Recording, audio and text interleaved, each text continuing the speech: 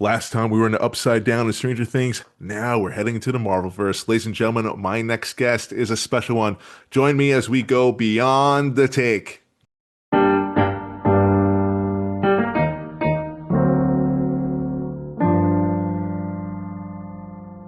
What is up, ladies and gentlemen? It is me, your host, actor, producer, Marc Chouen of Beyond the Take. Ladies and gentlemen, today's guest is a dear friend of mine. I've known him for 10 years now, which is wild. That means I've been in this industry shit, a long time. So give it up for my man. He's kind of been like a mentor to me in different ways. Ladies and gentlemen, Jaime Zevallos. How's it going, Mark? Mentor, man. I'm honored. You seriously, like, I feel like you've kind of, especially like the last few years, I mean, like, yeah, I go to you for a lot for advice. You've definitely been in this industry longer than I have and done a lot of great things. And I feel like anytime I talk to you, I learn something new. So I guess like, yeah, kind of like a mentor in a way. Oh, that's really nice of you, man. Yeah. Yeah. It dawned on me today. I was like thinking about this stuff. And I was like, man, wow. Like we go back. I mean, dude, we met on a Comedy Central show, 2016. And Wow, 2016. Jeez. right? I Right? And remember like that. Yeah, in Brooklyn. in Brooklyn, right? It's funny, the PA that was helping us, Kevin Woods, I've become good friends with him as well. Like we're still in touch to this day. I see him actually in the wrestling world, believe it or not. I know, Uh, I know. That's exciting. so it's like that show. I met like two really good friends from there, and I've never seen a residual check from it. I have, but that's another story. Let's get into your journey, man. I mean, like you've been at this for some time. Like too long. How long has it been for you? Wow. Oh, Jesus. 25, 27. Like 27 years, maybe? And look, you look younger than me. That's 27. insane. Yeah, I'm a vampire, so You are a vampire. You're a vampire. For for those hire. that for those that don't know, Jaime and I we worked in a movie, Vampire for Hire, together. Uh, I helped produce. Jaime, he's a mastermind behind it, along with Nick Turturro. Let's talk about that, man. That experience, like that came out of nowhere. That came out of nowhere. That actually came out of the writer strike, which was really cool, and the actor strike. I forgot which one. That whole like There was like it was happening at the same time at that point. Yeah. I think so. I think together, if we lump it all time-wise, it has to be over. I think it was like a year. It was a long stretch. It felt like the second pandemic. It really did in many ways. I feel like that was actually harder than the pandemic. And it's funny enough, like I feel like 2025, I don't know if you can relate, but I feel like 2025 was harder than both years combined. 2025 was just a weird year for a lot of us, man. And Yeah. I worked a little bit, but it was just it was good when the year was over. I was like, all right, I'm trying to like, you know. New energy, new projects, new stuff on the horizon. But yeah, 2025 was a tough year for me, for sure. I think still keeling a lot of it, I think we felt from kind of like the keeling over from the the strike because that strike was worse than the pandemic in the sense of there was no work. At least during the pandemic, we were all masked up on set. This was like, oh, Right. there's I think roughly it was a year and a half. Don't quote me on that, but I think it felt like a long time. The strike. Yeah. I Yeah. mean, no, I think it felt like a year and a half, but I think it was actually less. But like, yeah, at least during the strike, I mean, there was an excuse for like why there's no work, right? And then like, I remember hearing my manager and everyone saying like, oh, at the end of 2024, it's like, oh, get ready for 2025. It's gonna be a great year, blah, blah, blah. Everything's coming back. And then I feel like almost like a day or two after I got that email from my manager, it's like, boom, the fires happened, Right. right? And it's like, well, there goes that. Yeah. Yeah. I know. I know. I had done a State Farm commercial. No, oh my God, It that's right. it wasn't too, I guess, friendly, for fire friendly. It was a Super Bowl ad. So it was kind of wild. You know what I mean? But it's okay. I get it. Did it ever air? No. No. Oh my God. I don't think so. But it's okay. That's like, like I just said, I think I've been in the industry on and off 27 years roughly. Has to be 20. I think I was like 19 or 20, I think. That's amazing. Kind of a long time, man. It's freaking All me right. out how long ago it was, man. But it's okay. It's you have to make the years count though, you know?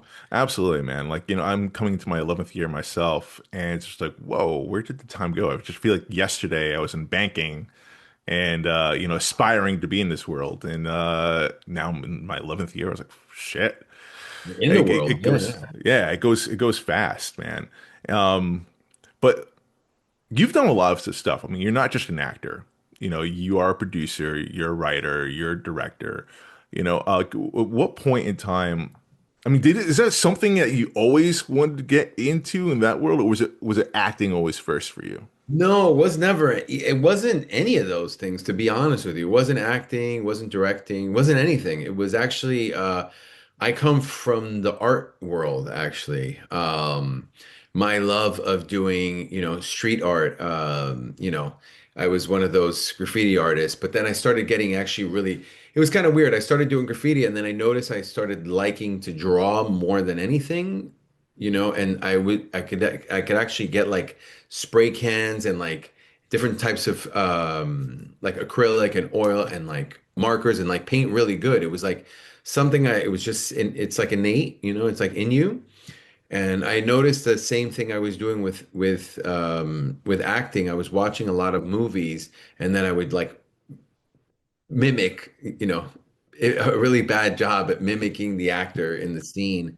And I would like walk around and like replay the monologue in my head as I was like walking my dog or something. I was Mm, young, I was like 17, 18.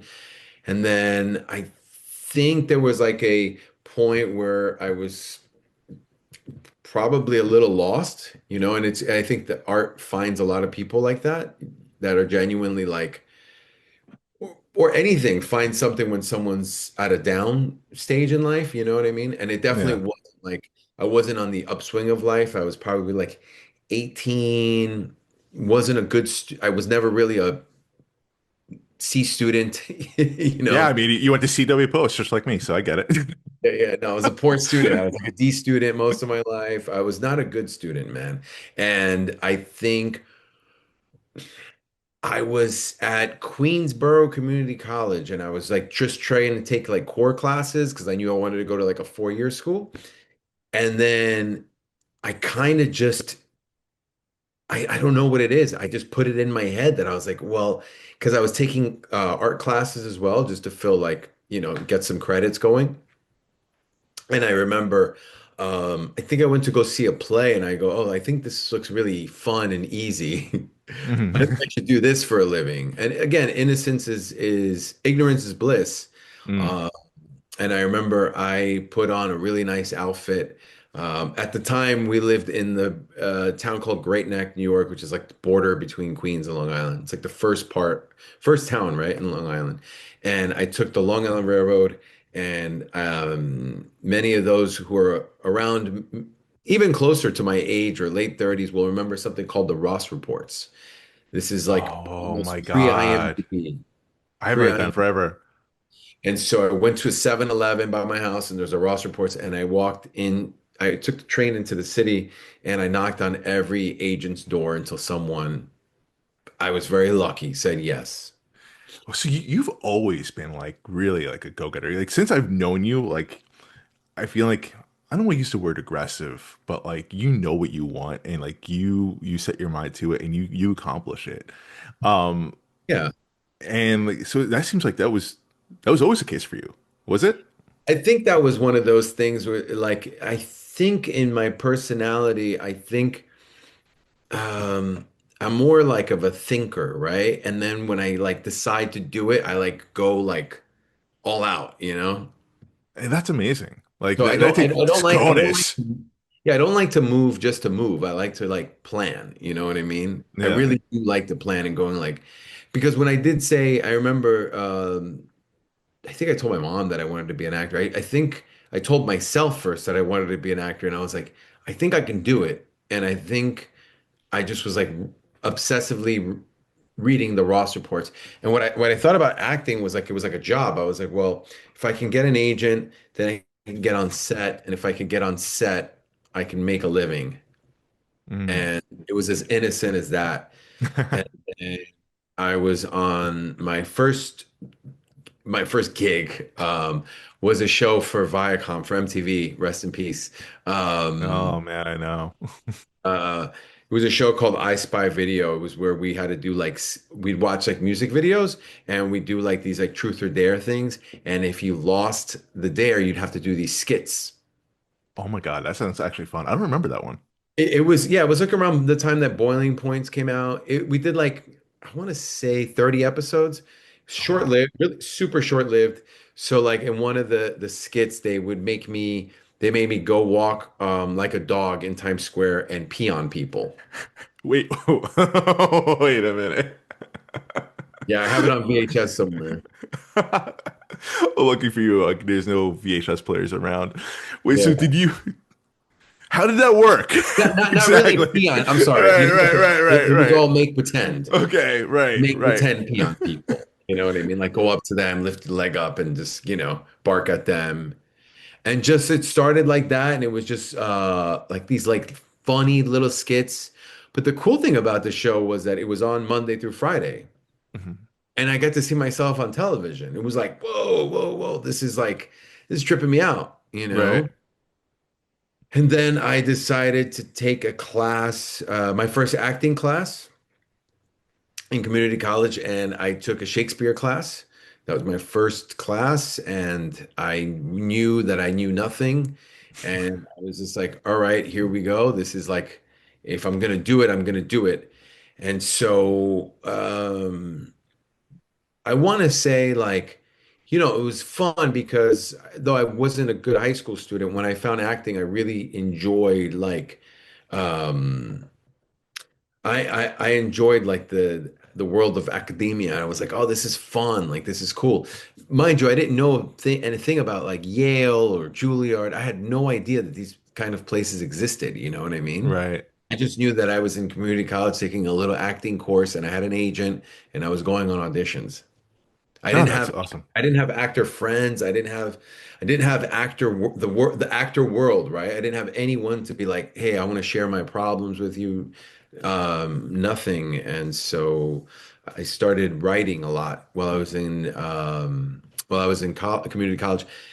I took a course, a playwriting course, and I started writing play and creative writing. And then, yeah, eventually that led to film school, but that's a whole nother thing as well. But yeah, it all kind of just happened.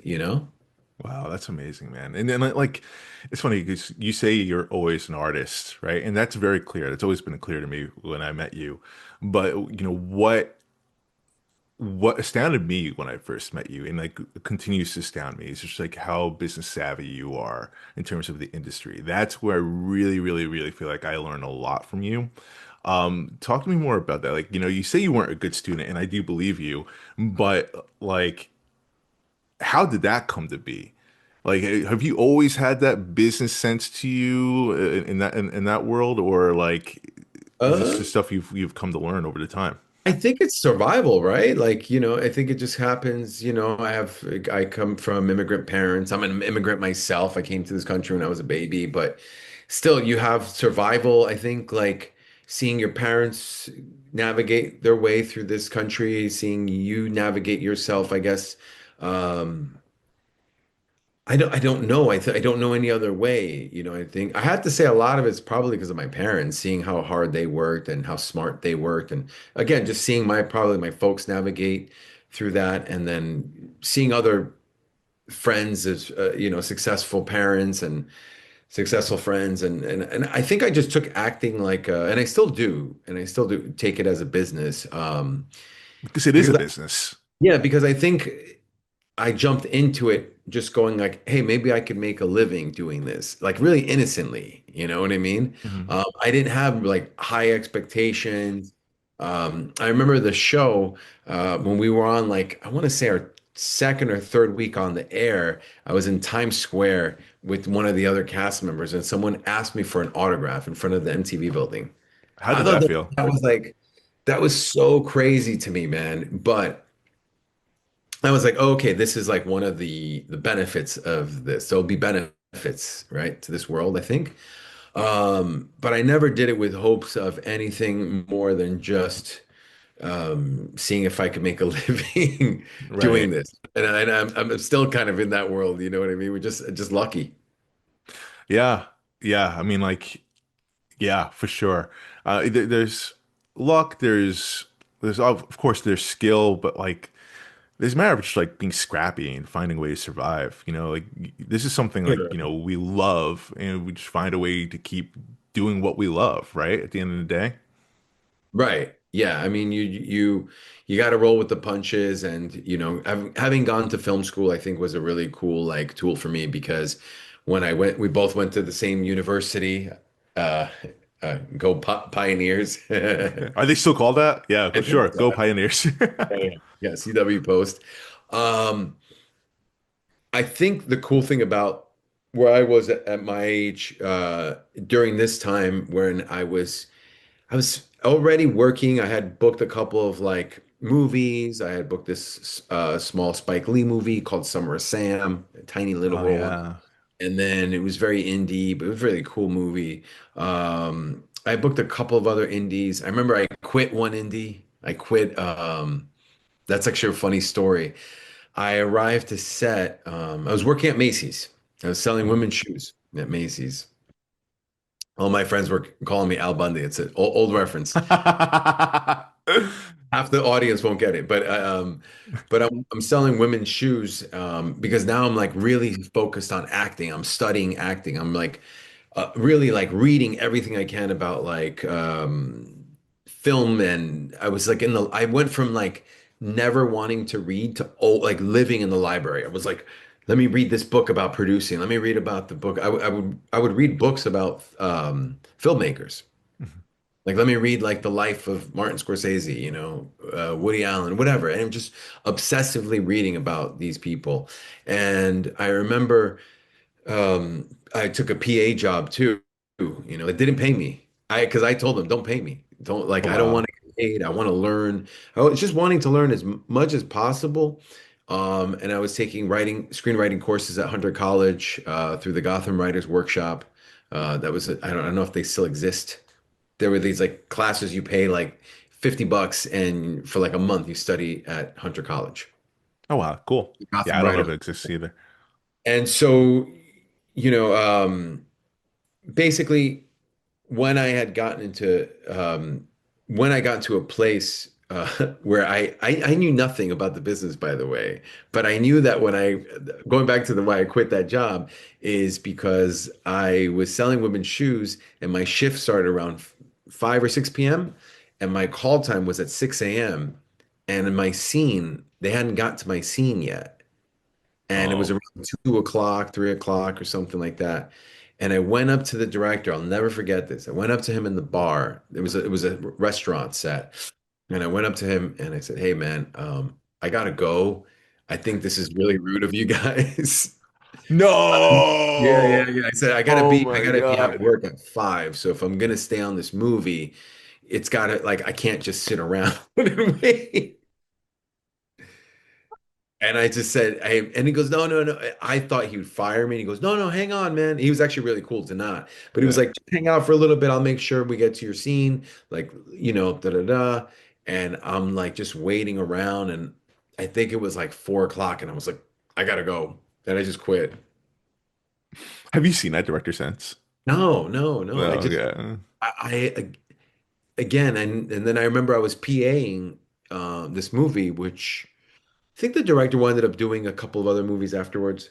But I Mhm. remember thinking it's everything, this is such a big deal. This is like, you're on set and everyone's making it a big deal. But I was always never fazed by that stuff. Like, oh man, all right, Yeah. it's another day on at work, I think because of going to films, like at that point in my time, my life, I kind of started going like, wait a minute, I got to get a degree in something. What do I get a degree in? and I was um, I was in community college, so I was like doing everything possible, studying theater, doing I even did stage managing for a play. I was like What everywhere. haven't you done in this industry? Jesus. I was like, let me do everything that I could possibly do. And then what I liked about CW Post, which was really cool, and I think this is what kind of like the practicality of who I am started. Um, I remember at NYU, I was already going, I took the tour and they said it's 2 years of theory first for in the Tisch program for the BFA. And I remember CW Post was the only one that was like, oh, you'll make your first movie the first week Oh, wow. on film. And I remember I was like, first week I'll make a movie. But in order for me to get into schools, I had already made a mini doc. It was like a 10, 15 minute documentary. Um, that's the only way I was able to get into schools, that Wow. and referral letters and all that stuff. But I was really immersed in cinema, and I still am, I Mhm. find myself when I'm not immersed, I'm very I don't, my life doesn't go right, when you almost have to be obsessed with this stuff. No, absolutely. Absolutely. Writer, director wise, like, who were your influences? Like, where do you draw your inspiration from? I guess because I grew up in Queens and Long Island, and again, it was just that time, of when Sundance was like, the films were like between 50 to $250,000. Yeah, not what Sundance is today. Yeah. Not what it exactly. So it was like Ed Burns, Richard Linklater, um, probably I really liked the Coen brothers, and I think that was like a big, like, wow, it could get done, obviously Robert Rodriguez back then. And I really enjoyed those kinds of filmmakers that were making Kevin Smith. Yeah. um I watched Clerks and I was like, I don't at that time I didn't get it. I still maybe don't get it, but I was like, I get it. He had made his own signature, and I think that's what I really enjoyed about watching Clerks. I was like, oh, this is like we're seeing his world, you know what I mean? And again, I think that's when I was at school, and by the time I was at Post, I think that's when Ben Affleck and Matt Damon made Good Will Hunting. So then it was that school of like, oh, it could be done. You could do things your own way as well. Yeah. Um, so that was a really important part of my journey. The time that I was living in and what was going around in independent cinema was great. No, that's awesome, man. Like, yeah, I mean, you're doing some cool stuff too. You've done a lot of cool movies. I know you did a movie with Eric Roberts when we first met. Yeah, yeah. Went to AFM with that. You've gone on to produce some other films. We produced Vampire for Hire together Sure. with Nick Turturro, and now Shooting Sid. Let's talk Yeah, about that, man. Like, I feel like that movie itself, and how you did it and everything could be the whole podcast by itself. that could be the How whole you did that. pod. Yeah, yeah, of course. So we moved back to LA in like late 2022. And then, my wife and I were in New York for like 6 years. We were living in Manhattan. Then we moved back to LA, and then I moved like during the shutdown.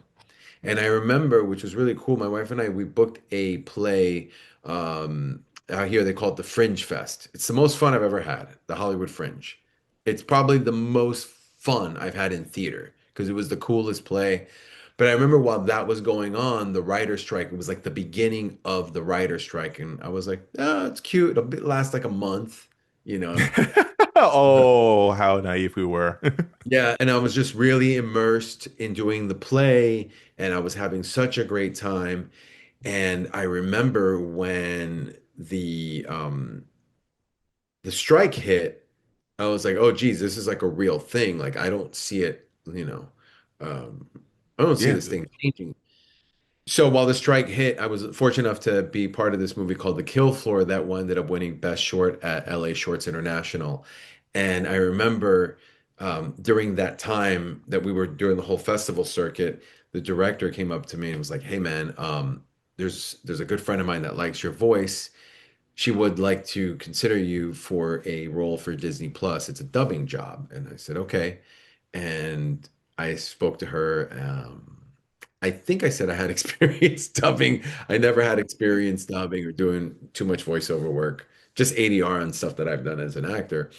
Um, but I remember being in the booth and not knowing really what I was doing and felt very humbled as an actor, going like, wow, this is something new. This Oh is wow. different. I thought I'd done it all. And she just said, she said something very beautiful to me. She said, just stumble through, just Hmm. stumble through, and you'll get through it. But Okay. stumble forward is what she said. Stumble And I, forward. Okay. yeah, and I said, fuck, that. I said, geez, that's really cool. Like, stumble forward. Cut to like almost 2 years later, I worked on a plethora of TV shows, mainly for Netflix, but like voiceover, dubbing, a little bit of everything. I narrated a documentary that's on Netflix right now. It's a tennis documentary. So you just were like, man, I'm really like using my voice here as an actor, which was really different for me because I didn't realize that there was another world outside of like, on camera stuff. So I immersed myself in that, and I think around May, we I just wanted to go back.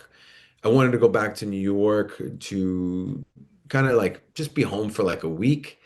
And our doggy got injured. He tore his ACL, and at the same time, my writing partner Mark and we ended up getting the rights back to something we sold. And we were like, hey, I think we could take a stab at doing like a short film or like a proof of concept. And mainly like I've raised money, I've did the whole gamut, like, working with investors and raising money for movies. But we decided to shoot like a proof of concept, and that proof of concept turned into a feature film that you're in. Yes. Yes. That I am in. Um, that is amazing though. Like, because I do remember that you're coming in here. You're going to take a look at locations. I think too originally Sure. when you were originally supposed to come out, Yeah, that's it. right? Look, yeah. Yeah, and it's like kind of prep, go back to Yeah, just LA, locations, go back to LA, and then what ended up and being then June, July, August, and then it was like almost 5 months. it's And it was insane. like, And whoa. you shot the whole thing. I pretty much shot the whole thing. It's funny, right after this, I have we have our first editing session for the assembly. Mhm. So after this Zoom, I'm gonna be in the Zoom and excited to figure out where we're at. I think we're done. I think we're done. That's incredible though. I mean, like you shot the whole thing in pretty much like guerrilla style as well. Like it, hell, man. The day I was filming with you, you got yourself a concussion, I think, right? Oh, maybe no. I actually Oh no, tore my. you tore your ankle. I fum I st I got a pretty bad. And it wasn't a fracture. It was just a sprain, but it was Sprain. pretty. That's what it was. Yeah, That's it what it was. kept me back for like a month. It was Like pretty I feel much. like everything that could go wrong was going wrong for you personally, but you were like pushing through. You were stumbling forward, I was right, with stumbling the movement. forward, right? And I think that's one of those things in life when, life is throwing just too much at you. I think that's when you just kind of have to hyper focus and just stay on your course. Because then you And could easily go like, hey, I like basketball. I'm a big basketball fan, and I played basketball. I just wasn't that, you know, I don't know. Maybe I smoked too much cigarettes back then, But that was like probably like my goal. I was like, oh, I could be a professional basketball player. But I do like the word pivot a lot. mm, And mhm. so it was a very tough summer for me and my family. I think I was going through a whole lot of, stuff up here and physically, but I was just like, you know what, if I can pivot and just kind of like go through the whole like this storm that I'm going, I might come out of it and like see, you know. But you know what's crazy? You've talked to me a couple times about that. Like, if I didn't know you, if we weren't talking, if you never told me about any of this stuff, or even like you told me even when we were doing Vampire for Hire, you were like in a weird mental state too. You told me after the fact. Like, I have no idea. Like, you just always are like your hand is steady. You're a cool hand Luke. Like, how do you Oh, manage man, I that? tried. Look, when we did Vampire for Hire, we were striking that day, and Nick Totoro and I, that we had done a movie together called Replica with Mickey Rourke. He said, "You know what? I really need to do something right now. I'm like, my creative juices are like, we got to do something." And I think that's the key, right, of the artist, right? Like we're like these like ducks that are just above water, but underneath we're like. Yeah. At Yeah. least Yeah. every artist, every good artist that I know is in this perpetual state of going like, what's next? I got to figure this out. And like, obviously we live in a civilized society, can't lose your cool all the time. But like, I think a lot of my friends that are artists are always like on the what's next? I gotta find this thing. You know what I mean? It's like almost like we have a we have a new page and we have markers and we're like, we just want to draw more. We need to draw. Right. We don't Right. if we don't get to draw or play. I think that's when we can honestly, that's where it's dangerous for an artist to not practice their craft or to not work is dangerous, I think, because you're not feeding that child in you, you're not feeding it. 100%, man. Especially nowadays, like, you, I feel like you just can't be just an actor anymore. Especially now more than ever when you have this with the cell phone for those that are listening, when you just have the capability of like writing, shooting something with your friends, doing something, always moving forward. You create your own stuff. You can't just wait around and like wait for permission to express yourself, to follow your craft, to get the opportunity to act. It's there's a lot of things we can do. Right. Right. No, for sure. I think in this time, you could have a lot of things, but I think excuses aren't really they're just excuses, you know what I mean? If you're an actor and their work is slow and you should always be doing something is what I'm saying. What's today? So Monday, no, I'm sorry, Tuesday, I'm part of this acting class that's a bi-coastal class, right? He comes from New York, does LA for a few months, goes back to New York. I'll refer you if you want. It's a Oh, great, cool. Thank great you. class. It's all practical. It's all about it's also a directing course too. So a lot of direct working directors are there. And I just remember like going like, wow, this is really filling my cup. Hmm. I was at the theater and I'm like running lines. It was like a 5-page scene. And I'm like in the moment, I'm freaking out because I'm like, oh, I just got the script. I don't know the lines. I'm like, all right, I got an hour to memorize 5 pages. I'm like, all right. I'm stressed out, but I'm looking around and I'm seeing nothing but, like actor quotes and because it's at a theater and you see all these like, old like memorabilia and like old pictures from productions they had in the 80s. And I was like, this place is a dump and I love it. You know, because I think that's really where like if you're not in a class or if you're not constantly making something, I think that's where it could be very dangerous for the artist to be at because you're not in a state of creating. And then also like, nowadays with social media too, you just get this like I could see how you can get like this envy, like because everyone just posts like the highlights of themselves on social media. Like, it's a fake world that we live in on there. But, if you're not creating whatever and then you're just on your phone doom scrolling, it's like, oh well, they're doing something clearly. Oh, they're in something. Oh, blah blah blah. And just it's you just get stuck in here in your head. Like it's just I think any actor that's not creating or not actively in a class or whatever, like yeah, it's an excuse. You need to step on up. I think also, yeah, like with social media too, like there's people like I feel guilty for not being more active on social media or for not like producing stuff for social media. And that's something like I'm figuring out this year that I'm like, all right, maybe I should like Oh, you're going to get into the content game? I think maybe. I'm just kind of like, I have this feature and a couple of shorts I directed last year that I really like, I'm figuring out the festival stuff right now. But I think also there's a time and place for all that stuff too, right? So it's like, yeah, social media is great for that, if you want to content create.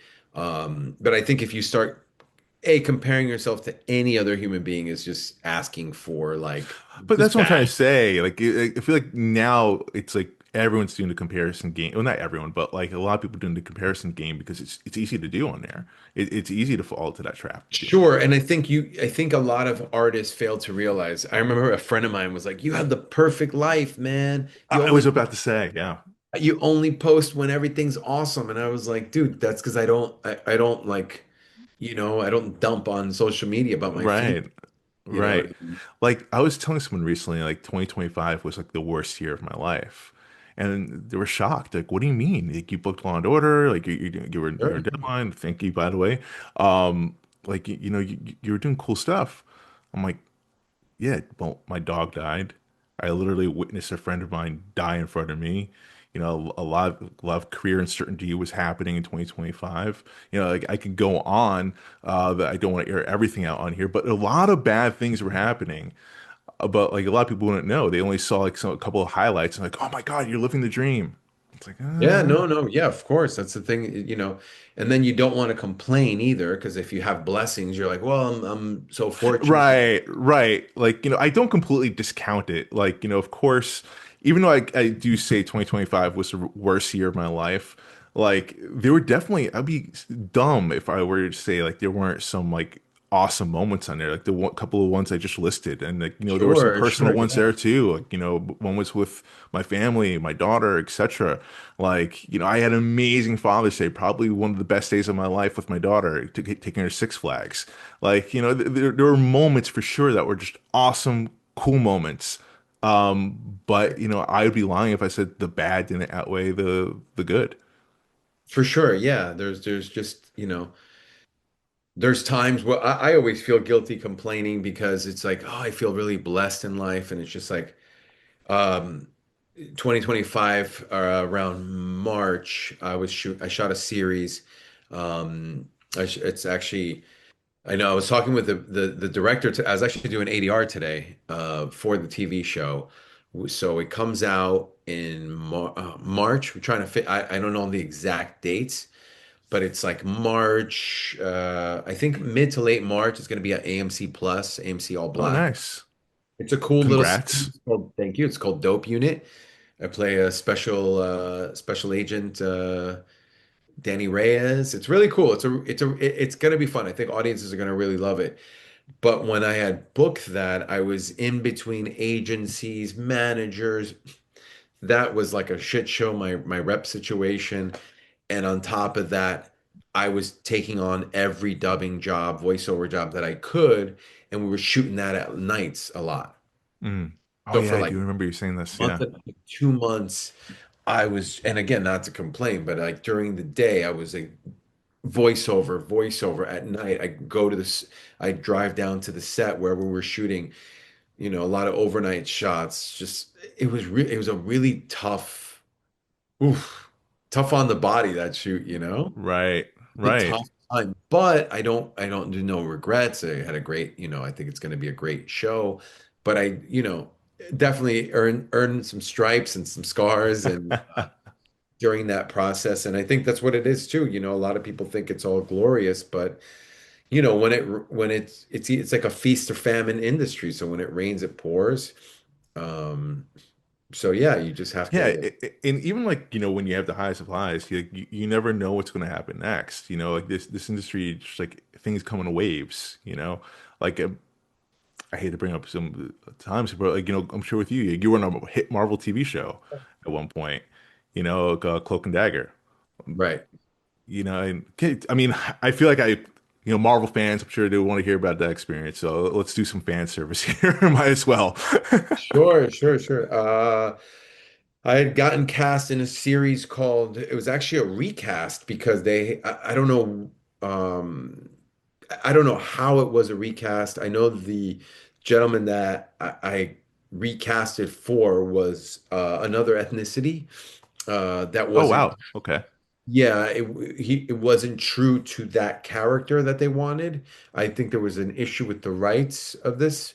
So, in the Marvel, comics, there's a comic book character named Francis Xavier Delgado, right? And Francis Xavier Delgado lives in the world of Spider-Man, and a Cloak and Dagger. That's where Mhm. he lives, in that world. And so when I booked it, I was like, oh my God, I booked a comic book character. This was like blown. Yeah, so yeah, that must have been. I made it. That was a fun one. We were already living in New York at the time, and this is again following this is actually really this is a cool little story for listeners that are actors out there and artists and just listening to your gut. I had gotten an audition for this play for a playwright that I really love at the Signature Theater. And I wound up getting a call back, and I go, "Oh my God, the Signature! It's a great place to do a play. This is like everything, right?" But I wound up getting a call back for this military guy, you know what I mean? And I had gotten it went through different casting directors. So first it was like a military guy named Agent something, another guy, Agent something. But then it was a priest. And I was like, okay, I'm gonna do everything in my power to not play this character like a priest. Smart move. Whatever they say is the opposite of how I want to play this role. And that's what I did. But anyway, long story short, um, when I got the call back for it, my actor's accent said LA. Mm. And they were like, I was like, well, I'm already like a year into living in New York. I never changed my actor's access. So they thought I was still living in California. Oh no. So they wanted to do a network test. And I was like, okay, can I just do it on like I don't even know Zoom if Zoom existed or is a really early stage. Skype, I guess. Right. Yeah, I was like, can I just do go on tape or sell whatever? And they're like, no, no, they want to meet, they want to see you in person. And I remember with my agent at the time, she was like, what do you want to do? And I go, well, I got a call back for the signature, but I can't do the callback, and I also can't do the callback in LA at the same time. Like I can't do the thing at the same time, right? Right. You can't be in two places at once. This is pre-pandemic, by the way, just a few years. Pre-AI. And so I remember I was like, I'm gonna book a last minute flight. I used up all my miles. I was like, I need to get on the next flight to LA. Just literally like, bam. I think my dad was in town and he gave me a lift straight up to JFK, and I was like, I'll figure it out. I didn't have any clothes with me. I literally just was like, I'm just gonna go. I literally just left. Oh It was wow. like 6 o'clock at night. I literally just and I just got on the next because my chemistry read was at like I think it was like from like 9 to like 1. That was like the time frame for me. And so I took a flight to LA. I got an Airbnb in North Hollywood and I rented this guy's living room. Oh He my said it was a God. room. It was a living room covered Oh in, no. in it was really cool. He had covered it in drapes of bath drapes, bathtub drapes. And he was like that, and it was like an air mattress, and he's like, "This is your private room, man." And I was like, "That's all I need."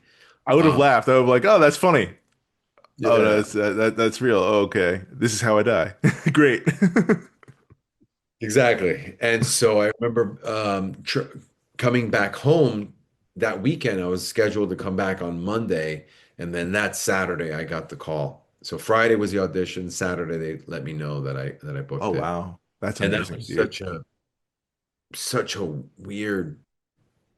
This industry could play games with you because 6 months prior, I booked a pilot for a big studio, and I remember um, it didn't get picked up. So God. only maybe 6, 7 months prior, I was living in Canada shooting a pilot, and then I got back to New York, and I didn't have any reps, so you know, I was doing background work. I was doing stand-in work just to make my insurance. Wow. So a few days Wow. prior to booking this, I was doing stand-in work for months just so I can, gotta make a living.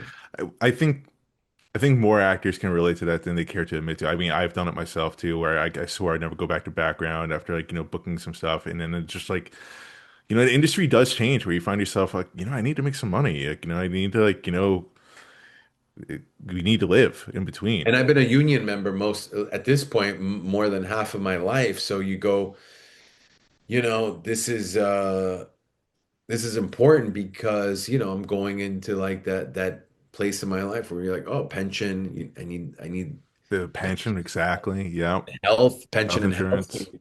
Yeah, so we're just like, okay, I need those health medical benefits and all that stuff. So yeah, I've been fortunate enough to get my medical insurance through through SAG for many years now. Um, but yeah, but that was a cool look. That was a really cool experience. That was a cool journey. I Did you wish it get like lasted. did you get like fandom from that? Because I know people are obsessed with Marvel. You know what's funny? I'm not really in the social media world too much, but again, this year I was like, okay, I'm gonna rev it up a little bit. Yeah. But I did. I got the immediately after booking that, it wasn't even deadline. It was a Entertainment Weekly article Oh, yeah, yeah, yeah. online. And then I came out on Entertainment Weekly, like Mario Lopez, like Entertainment Weekly, those kinds of Yeah. things. They have it on TV. And I was like, when I was announced, I was like, whoa, this is crazy. And then when that hit social media, there's a lot of people I hadn't talked to in a bunch of years came out of the woodworks, and God, that always happens, does it not? Like you book something, like they see you on yeah, TV, or it's just like, exactly. I was I like, always believed in you. I was like, no, you didn't. yeah, or like, people disappear and then they come back, or new Right. people that I didn't know. But that was, I think before you had to pay for it or something, but I got a blue check mark on Instagram. And that was kind of cool. That was actually really neat. The show, what we were doing is because there was another show called The Runaways that they were really marketing because we were on ABC Freeform. So they were really pushing the show on ABC Freeform. So we would do like tweet chats and Instagram live stuff. So that like I think that brought me up to like 50,000 followers at one point, and I was really in it. It was like a real like new thing for me. But it was cool. We got to do a lot of uh, press junkets and cast junkets, premieres. I remember being invited. Marvel had invited us to the premiere of Endgames, the Avengers Endgames. Okay, that's awesome.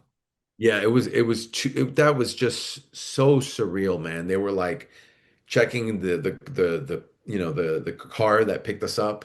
They like had a check for bombs and the red carpet. It was like Oh, really wow. everyone, they had to really check for security. And when I got to the purple carpet, I was the first one interviewed, I remember. And I was just like, all right, I'm playing it cool. And then like I see Robert Downey Jr. and like Chris Helmsworth was there and like Chris Pratt and like all these people. And I was like, oh wow, this is wild. Was it that must have been a surreal experience, man. So when are we going to see your trailer for like, your character will return for Avengers Doomsday? That's got to be coming soon, right? Yeah, right. I love I just was, I remember for like while we were doing the show, they were talking about possibly casting me in a spin-off of some kind of Spider-Man thing, and it was just kind of like, oh, that'd be great, man, to go back into that world. But it was kind of a cool time, but it was short-lived. It was like about 3 years because we did 2 seasons, and then on the third season, I was getting ready to pack up our stuff. There was some stuff with our producer had left, and we were like, are we going back? It was very weird. It was a very season three was like this, and it just fell through the cracks, and then boom, the pandemic hit, and I was like, all right, here goes. Yeah. Was Uh, it canceled before the pandemic, or was it pandemic like and then right in the middle, like right in that space. I remember I was shooting a movie. I actually shot a really cool movie with Jason Sudeikis in Dallas, Texas. And I remember um, hearing about it like right there. And we were like that was a Universal movie. And it was like the last studio film that was shooting. We were doing like what is it called? The elbow bumps on set. Oh, yeah, yeah, yeah. It was a trip, man. It was cool. I got a chance to have like my own baseball card with tops. That's cool. Do you still have it? I don't have any of them because what they made me do was they would send them to me in the thousands, and I just have to like sign my autograph and then send them back. But I'm sure they're on eBay somewhere. I could see it. I I gotta see it. could buy one on eBay, which is ridiculous. How much is it worth? I'm curious right I now. don't know. If you put my name on eBay, you might see it. But yeah, no, it was a cool. Like I got a lot of. I'll be honest. I got a lot of work from that, and I got a chance I'm to sure. enter a lot of worlds that made sense and some didn't make sense. There was a very it's a very reputable company in New York that does that puts on amazing theater. And it's one of those companies that you're like knock on the door and you kind of can't get through. And I remember as soon as like the news hit about this, they called my agent and was like, "Yo, they want to meet me." And I was like, "This is so wild, man." That's so cool. Was that the inspiration though for Vampire for Hire? It's like, the Vampire for Hire, you play a vampire, an Yeah. actor who's in a successful TV show and it gets canceled because of the pandemic, right? And then you happen to be the vampire for these parties. Was that the inspiration behind it? Like, You know what? I don't subconsciously maybe, but now that you point a good thing out, maybe it could have been that, or it could have been that I was really obsessed watching Cameo videos back then. fair enough. I think Cameo, but I think we all art comes from our subconscious anyway, even if we want to admit it or not. There's something there, you don't know why, but it comes out, I guess, in writing and performance, and it's all we really have to work with is our own stories, right? So I'm pretty sure, man, somewhere down the line it was there.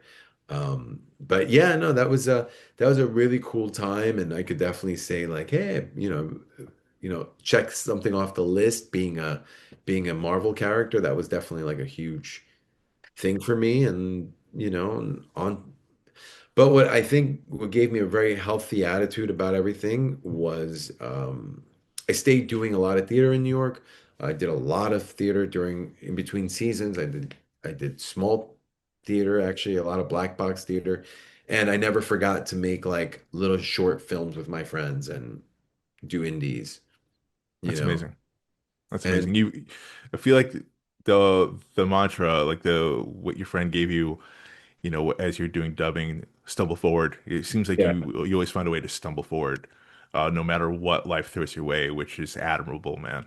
I have to Oh, say. thank you, man. Yeah, yeah. It's just, it's one of those things you just stumble forward, and now it's like, okay, there's a new chapter in my life too, at post shooting Sid. And so now it's like a new thing, and I'm excited to start editing tonight. Let's go. I'm excited to see how that comes out, man. Like it was like, when I was with you throughout the rest of the day and just like overseeing some of the things, like, oh, this is shot really well. Like I'm trying to see like your vision for it and whatnot. It's an interesting concept for a story. And what this year you think or next year? Oh, I mean, fingers crossed. We're hoping to hit the deadline of the end of March to submit it at the Cannes Film Festival. I mean, we go big or go home, man, on this Let's one. go. Let's go, man. So if the film gods align, we're talking 3 months if the film gods are with us. Dude, my mom watches every one of these, and ever since I got into acting and whatnot, my mom always say like, no matter where you are, no matter what in life you, if you ever have a movie and you go to Cannes, you have to bring me as a date. So like her ears definitely perked up listening to this for sure. Okay, okay, good. All right, mom. You're the date. So, She's 80 years old, man. Like, we gotta make this happen. oh yeah, no, we'll make it happen. We'll make it happen. If it's not Cannes, it's going to be some other huge one. So the good thing about this movie is, like with shooting Sid, like I said, normally, like I have gone down this like down the gamut of like, hey, let's raise money for this. Let's work with investors, private equity. Um, let's work with production companies. I did that a couple times, actually a decent amount of times, to know that there's room for everything, right? There's space for those types of movies. There's space for, you know, TikTok reels. There's space for everything. And then there's space for like indies. And one of the things was my partner Mark and I we spoke about this, and he's a lovely human being and a great actor, a great writer. He said, we were like, if we don't make this now, we're going to spend the next 2 to 3 years trying to raise money. We'll Hmm. just figure out how to shoot this now. And I think the fact that we wrote a more expensive version of this movie that we sold, that we option sold and got the rights back, it just leads you to, if you can see how long you've been an actor, we actually optioned that movie in 2016. Wow. Oh my God. That's crazy. Yeah. And it's like a Yeah, so full circle moment. you really go, okay, this is like, do we just keep trying to sell it? I've optioned 3 screenplays on my own. And you go, wow, and none of them got made. And they were very reputable companies, you know. I've optioned to 2 studios and, a pretty big time producer. But it just goes to show you that I think we're in at least me, I was not in the place where I'm like, I want to spend the next 3 years raising money for this or figuring it out. So Mark and I were like, hey, let's just pool some of our resources and let's try to at least make this on our own. And I say the word try because every step of the way, as you get older, you start doubting, life gives you a little bit of doubt and fear, right? And so I was like very moving forward trepidatiously. And I was like, all right, I'm kind of scared, but I'll shoot again today. I'll shoot again tomorrow. We shot with a very minimal crew, and our DP Yeah. shot with Brad, amazing. Um, we were just like, let's just figure things out along the way. And if we figure it out along the way and happens to get made, then cool. I mean, like, look, man, like, you already got a deadline for it. You know, you have a lot of things going here for me. You have momentum.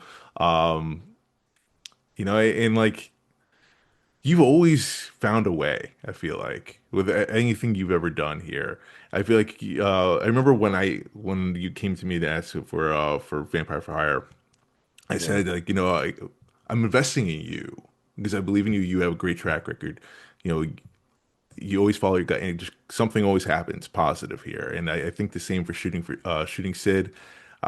Great feelings about it. You're very motivated with it. You're all in on it. Yeah, no, Uh, I'm all in. I'm all in because we're not surrounded by investors or a production company. It's that's just huge. us. Yeah, Yeah, I remember telling my neighbor, like, hey, it's just us. We don't have a lot of finances and it's just our own resources. And he was like, that's a good thing. Don't think that's a bad thing because you don't have to answer to anyone other than yourself. And I was like, oh, that's a cool way of looking at things. And I was like, okay. And I think we're in the space of like festivals are taking chances at these micro budget films again, So you're starting to see not everything, but you're starting to see Sundance is like studio level, yeah, 2 million, 3 million. But then you are seeing these like, oh, that came out of nowhere. That wasn't a really big budget, or the after midnight specials that are a lot of the film festivals are having. Like I think South by has it, Sundance, kind I of think like it's like an offshoot, but it's still part of the film festival, but it deals with like very niche kind of things. I think Palm Springs has one too. Um, Yeah, but After Dark, something like that. Yeah. No, yeah, because I mean there's an appetite for it. Like I know people are talking right now with like the merger with Netflix and Warner Brothers, like, they're worrying about like, what does this mean for the future of cinema and movie theater? But like obviously, with indie filmmaking, I just feel like it's a lot of grittiness here and they just find a way. Like what do you think? Before I let you go, I know we've been at this for an hour now, so I know No, you no, have no. things you got That's to all do. good. No, that's all good. I think it's not just me. I think people find artists are resilient. We're a resilient tribe, and we'll find a way. And I think as long as audiences yearn to go to the cinema, I think we'll be okay. Um, Obviously, look, this has replaced a lot of things, right, in the world. Um, but I think there's something beautiful about the experience about going into a theater, Yeah. and it's cathartic, Oh, you know. totally, man. Like I fell in love with movie theater at such a young age. You know, like that's one thing. Like my dad and I do remember in my oldest brother, my fondest memories going to the movie theater. You know, getting that popcorn, that fresh popcorn smell. You know, experiencing that together. Sometimes the floor is sticky, sometimes not. You don't question it, but like you're experiencing something together, and it's magical, man. Like the trailers and all of that, and like I showed my daughter. She's 3, turning 4. I showed her a trailer. We haven't taken her to movie theater yet, maturity reasons, and I don't want to be that parent, crying, screaming kid, kicking them, Sure. while they're kicking out of the theater. But like I showed her like a trailer for Moana, the live action one, because she's obsessed with Moana. And her eyes just like lit up, man. It was the coolest thing to see. I was like, Carly, it comes out in November. Do you want to go to the movie theater to watch this? And she asked, like, what the movie theater is. So I was explaining to her again, eyes lit up, and like she's like, yeah, I want to go. I'm like, all right, cool. So like it's like I can't wait to have that experience with her. And like it kind of kills me when like I hear people saying about like, is this the death of the cinema? Is this the death of the movie theater? Because like it can't be, man. Like it might be a novelty, but like it can't fully die. Yeah, I think it's an art form that is changing, that it's you kind of have to keep with up with the times. And I think that whole like day and date release, like it's also out in the theaters and the same day it's streaming. There's some movies that like I saw was it Jay Kelly in the theaters because I really wanted to see it in the theaters. It was on Netflix, but I was like, want to go to the theaters, and we got to go, and it was cool. Adam Sandler was there, but that's a whole nother. We went to the screening with Adam Sandler. That's so But cool. but I think there's some movies that are meant to really enjoy in the theater.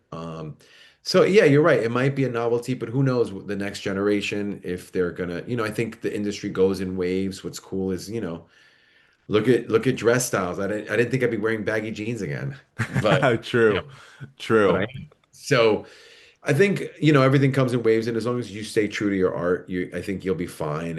And most artists just find a way. Um, but look, this is like seasons, right? And I think that's everything in life is seasons. Like maybe 2025 was a winter for you, right? This is now you're coming into like the spring year for yourself, and this is the year of, what was it? The year of the horse is the year of the horse, I think.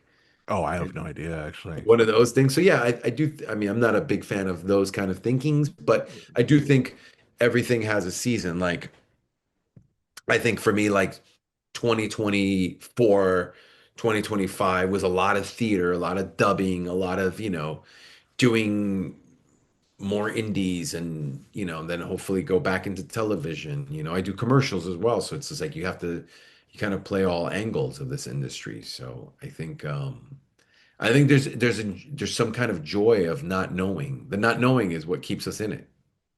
Right. Right. I mean, I think in a way, us being actors or like, us just being entertainment, like we're kind of thrill seekers in a way. Like, this is not a normal 9 to 5 job. There are no like normal hours on this. Like it's pretty much your whole life.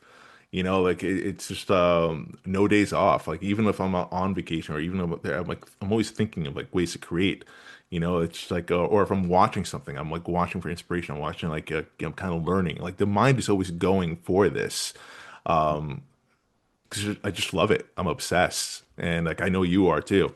Um, Yeah, yeah, no, and finding new filmmakers is still something I really enjoy doing. Like I really love, of course, like Netflix and Amazon, like everybody else, but or Disney Plus, plug to Cloak and Dagger is on Disney Plus now, but yes, let's go. like sites like Canopy, I'm like, whoa, Canopy is like my favorite thing right now. Yeah, people don't talk about it too much, but like, yeah, Canopy, shout out to Canopy. Yes, shout out to Canopy. You need your library card. That's all you need. right. That's all you need. Bring back the library card, damn it. I'm a big fan of the library and the library card, and I think that's the thing where you can educate yourself, and a lot of younger people. this is good and bad. I think there's the good in I think Gen Z and I love, the young people, what they're doing and just kind of being out, just doing it, not asking for permission, which I really enjoy about, seeing like Gen Z just do shit, I think the backlash of that is even healing into the millennials is like people are very quick to call themselves I am this or I am that. I am a this, I am a that. I am a without really studying too much about that thing. Yeah. Like I have No, a for camera. sure. I'm a cinematographer, now all of a sudden, It's like, no, you're not. You just because you have a Google phone, like, yeah. Yeah, like I think people we have to go back to the days a little bit of paying their dues a little bit. yeah. Well, that's the thing though. Like Gen Z, I admire them, but yeah, at the same time, it's like, what are you doing? Like, I admire them in the fact that like they're taking control, right? Like they are understanding like I don't have to ask for permission anymore, right? Because of the cell phone, I can create my own IP. I can make money doing this, being creating content on here on my own time. I could be creative, and I don't necessarily have to be a movie star. Like you don't Right. really hear too many Gen Zers talking about being a movie star. Right. Like they want to be an influencer, they want to be a content creator, and like there's power in that, and they understand that. But then at the same time, so I respect that because that's hustle. That's not something you just like one day just do wake up and like, you're gonna be successful doing that. That's work. But then at the same time, like, me being an actor and all that, just like you guys are killing the industry here, man. Because the studios are seeing that and they're freaking out. Right. We'll be doing verticals in the future, Oh, don't even get me started. but yeah, I do think that there's a beauty of studying a little bit, like Yeah. know your craft and know your history of a lot of things, because I think that um, that can make someone kind of like I think when you have a good foundation on things, it's a much easier road to make for yourself, No, absolutely. Absolutely. Because Foundation's not very strong, you'll definitely fall. Because I'm starting to see, like, especially like I've noticed on, I don't know if you ever see the show, It's Always Sunny in Philadelphia, Yes. but like I'm starting to see within the last couple of seasons some TikTokers that I've laughed, I enjoy their content, starting to be like day players or whatnot on that show. I'm like, oh, good for you, right? But like you don't necessarily see too many like TikTokers have success in translating over onto a Netflix series on their own or whatever. Like you may see it every now and then like something where they're on it, but like not necessarily like to carry the whole show. Right, right. I did. Well, look, with everything good comes its bad, and vice versa. So you're just like, okay, well, this is right now. This is the Wild West. It's open season, right? Right. That's what I love in film too. Look, I'll be honest. I didn't. I went to a film festival called the No Budge Film Festival. Shout out to No Budge. I had a movie on there before. It's a film festival and it's a platform where they show no budget movies. Okay. If you have a budget, they don't want it.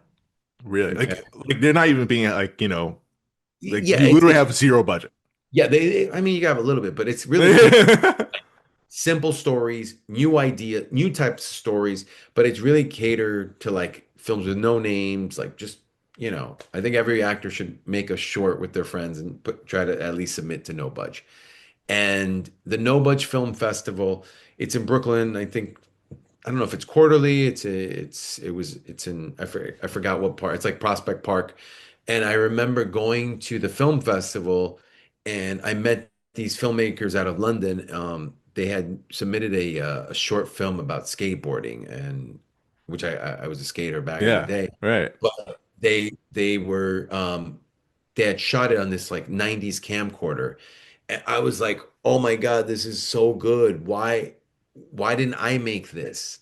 You know? Then I saw another one. It was like a parody of Friends, and it was about what happens when the laugh track's over and they go back, like you turn off the TV and they go back into their lives. It was Oh so creative. wow. That's so good. and to see these like young kids go on stage and just talk about like lack of resources, lack of this, lack of that. And I said, wow, I think I'm gonna take a note from that. Hmm. So I kind of was like, yeah, I'm twice their age. I was like, well, you know what? I'm gonna look at that playbook and see what that look can look like for our film.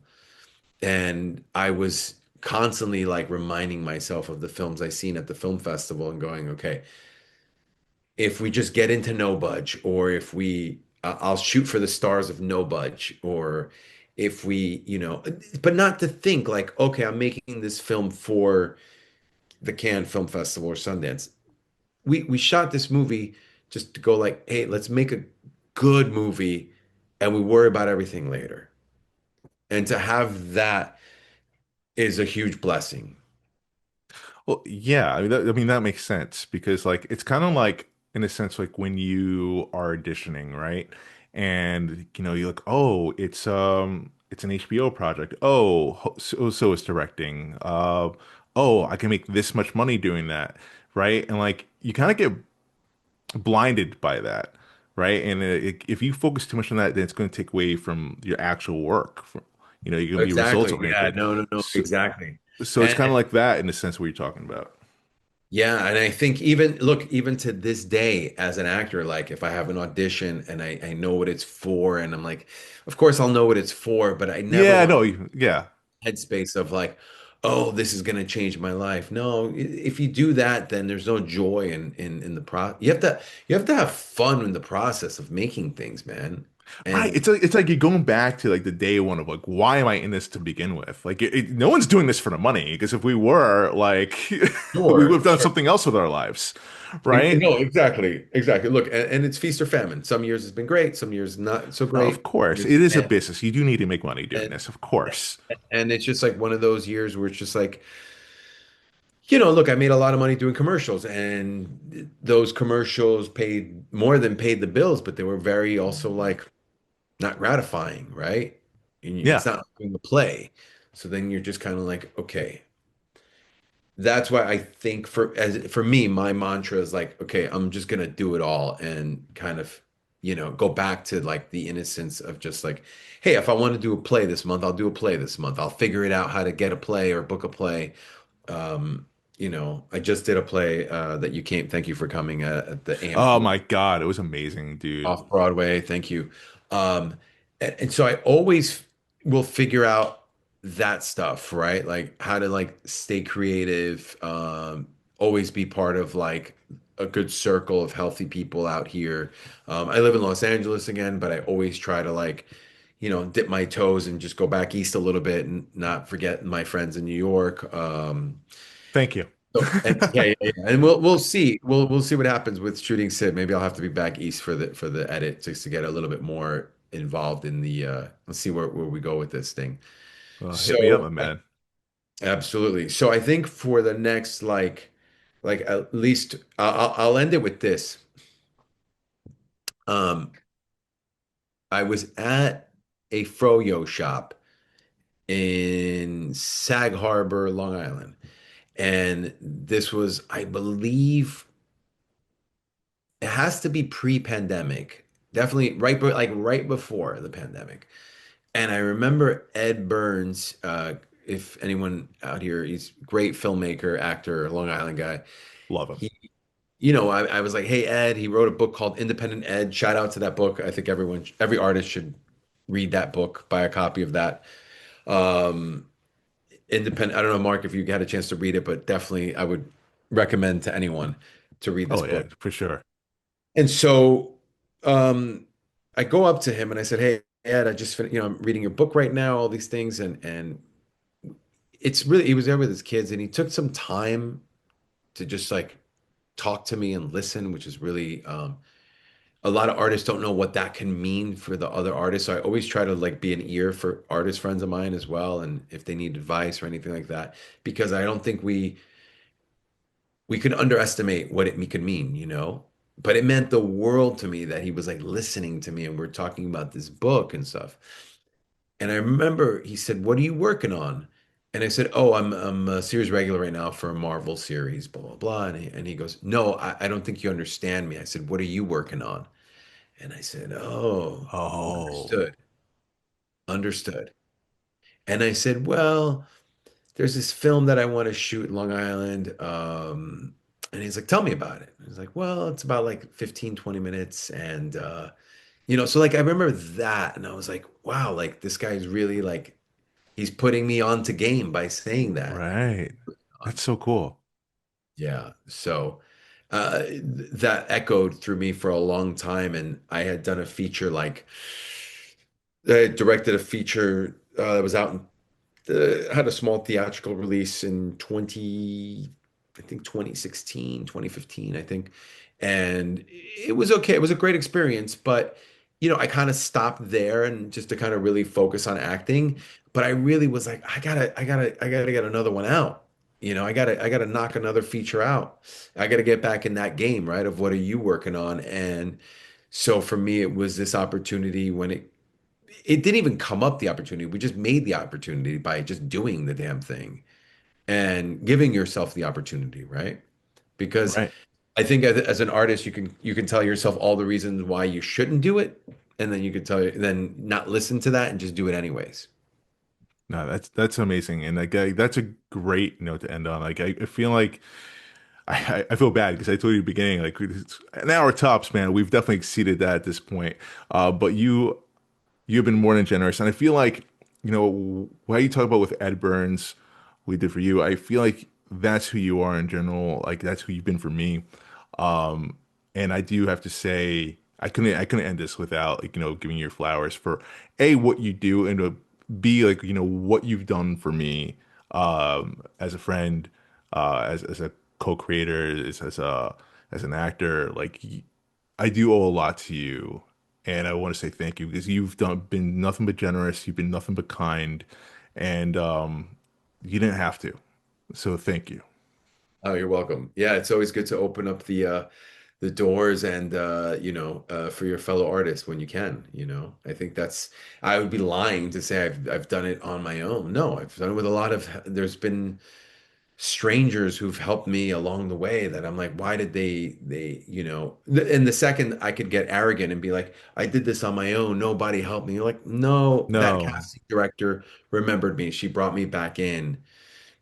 I remember I was up for a TV show recurring many, many years ago. And it was not the casting director, it was the casting director's assistant that really like fought for me to get that job. And yeah, that's awesome. I remember those people and you're just like, you just want to help them. And you're like, what can I do for you? Can I help you out? Right, and that's why I always feel with you. Like, dude, anything I can do to help you, like I'm in. And sometimes it's just kind of paying it forward to pay it forward is to help, right? To create Right. new energy and create other opportunity and create yourself a tribe. And that's what I do say to a lot of artists, especially a lot of younger artists, is find your tribe, man. Ah, it's Find so your tribe huge. because you will eat off of that. You know what I mean? And that's not just because you're, there's a difference. LA has a really bad rap for like you meet people at a party and they're like, what can you do for me? What can I do? You Yeah, know what I mean? And but that's there's people like that in New York too, though. yeah, that's in every industry. But you could kind of see it out here, you know what I mean? Like Hmm. it's a little bit cringe at this point when you meet people, you know what I mean? But Like, there are hey, good eggs, though.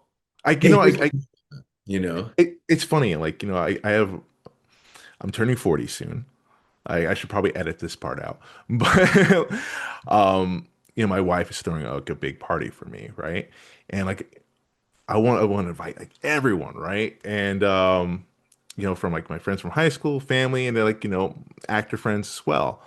And I was like really going through the list of like my acting friends, just like, wow, most of my acting friends are in LA. Like they don't necessarily live in New York. I have a few that live here in New York, but it's like I feel like most of the people like it's interesting. Like my tribe, I would say that I would have are in LA. So I think LA does get a bad rap because there are definitely good eggs over there. Yeah, no, it definitely does. But there's genuinely like I'm definitely part of a good tribe out here of a lot of theater people and people that are genuine artists that just want to do things for the sake of doing it. But yeah, I think look, find that tribe and stick to them and stick to the people who are genuinely in the have good intention, you know what I mean? And I think look, there's really good people out there and some people you vibe with and some people you're like, "Hey man, you'll know though." And again, this is like you're an actor so you're feeling more than the next person and I think that's what I think everybody in this planet should take an acting class. Uh, just for that. Right? Like I say to people all the time, it's just oh I don't what do I say? Like, oh I don't know if I could ever be an actor, right? I'm like, why do you say that? It's like you do it all the time. Everyone acts, Right, right? of Like course they do. they Yeah. just don't realize it.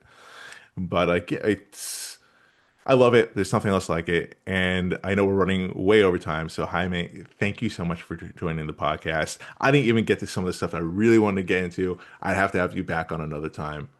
Thank you so much.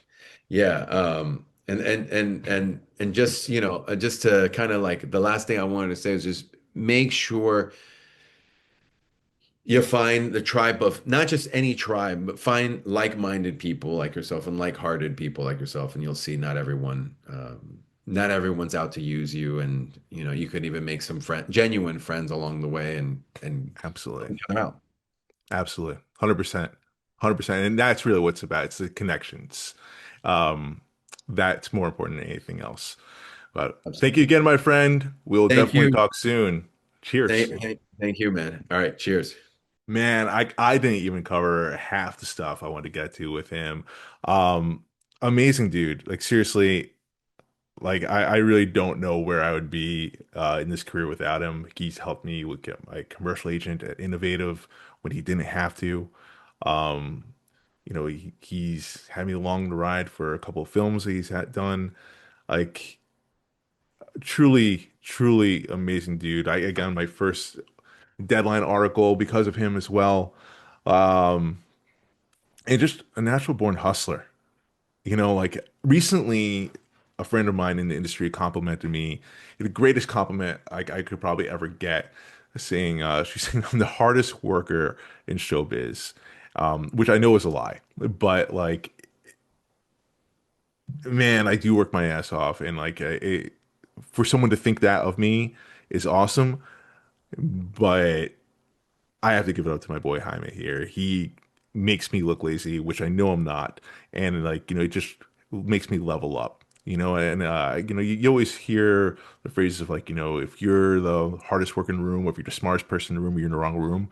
I'm very fortunate enough to be in the room with him because I'm always learning, I'm always evolving, and it forces me to level up. And I had him on because I think we could use some inspiration right now, could use some knowledge. Again, like, he's a master with like, budgeting and financing and getting investors for movies and whatnot. We didn't even get to discuss that. I have to have him on another time to get into that. But Jaime, thank you again. And thank you to my listeners and followers here. Continue to support Beyond the Take podcast. You could subscribe, like, share these videos, spread the word, spread the love. If there's anyone that you want to have on, if there's anyone you want me to have on, uh, feel free to let me know. If there's a subject you want to know more about, let me know. I know we are living in interesting times right now in the industry, but it's a new year, 2026. Hell, in the middle of this recording, I just got an audition. So I guess maybe we're starting the things off right. We shall see. But until next time, much love, my friends. Cheers.